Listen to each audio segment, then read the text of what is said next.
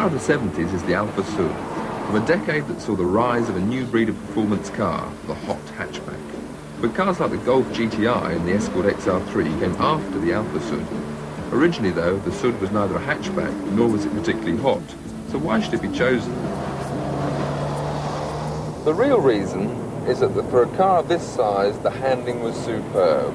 People had grown used to the Mini cornering as if it was on rails, but they didn't expect that sort of road holding out of a car the size of the Allegros or the Citroën GSs. The motoring press, they all raved about the road holding capabilities of the new Alfasud.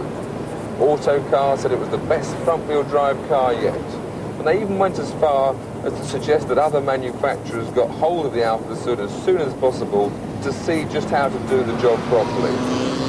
And lo and behold, 3 years later, Volkswagen came up with the Golf, which was to prove the car to beat in the future. So what was so good about the Alfasud handling? Well, the very positive turn-in, belt with a rack and pinion steering, provided very stable cornering with limited body roll, and it was sure-footed all the way. Now we're probably used to this sort of handling, but at that time it set the standards for the future.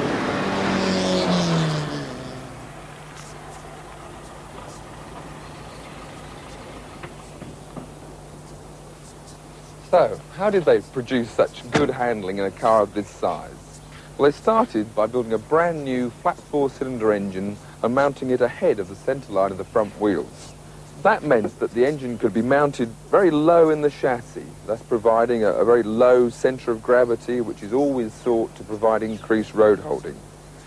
There was conventional McPherson strut front suspension, and unlike the Mini, there was a beam axle across the rear of the car, firmly located, and also providing a certain amount of rear wheel steering, if you like, almost thought of as a modern concept, but something which rid the car of some of the inherent front-wheel drive understeer.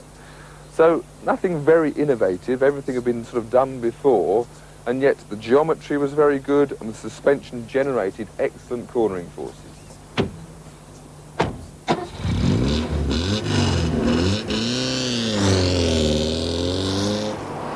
So why wasn't the Alfasud more successful? Sadly, it was due to poor engineering, making them underpowered and very prone to rust. Alfa Romeo eventually boosted the power and made the car a hatchback, but by then the Golf GTI was firmly established as the car to beat.